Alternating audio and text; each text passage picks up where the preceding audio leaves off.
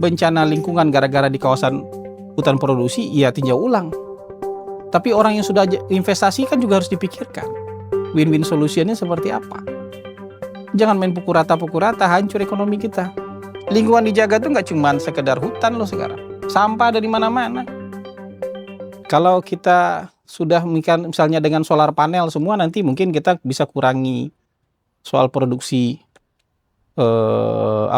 fuel fosil.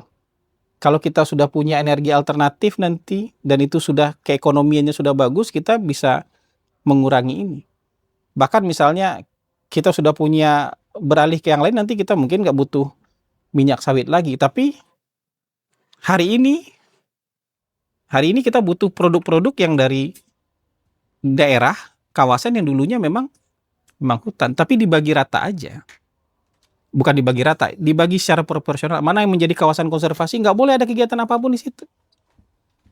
Kalau ada yang nambang kah, ada yang menebang pohon kah di sana, nggak usah, itu harus dihukum.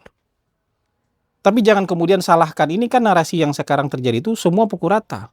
Penjahatnya adalah pengusaha perhutanan jadi penjahat, pengusaha sawit jadi penjahat, pengusaha tambang jadi penjahat.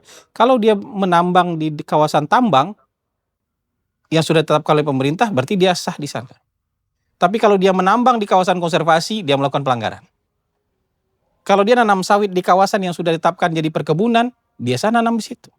Tapi kalau dia kemudian buka hutan di kawasan konservasi, nanamin sawit, nah dia harus diusut. Masalahnya kan ini, Bang. Ada yang menyalahkan beberapa orang yang memang menerbitkan izin itu tidak sesuai tempatnya.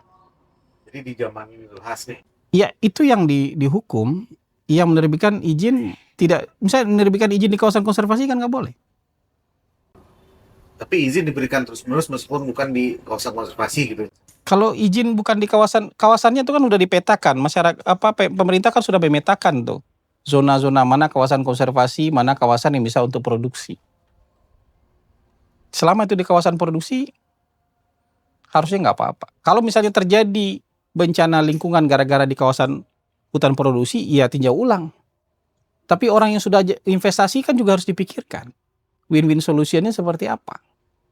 Jangan main pukul rata, hancur ekonomi kita. Tapi bahwa lingkungan harus dijaga, benar.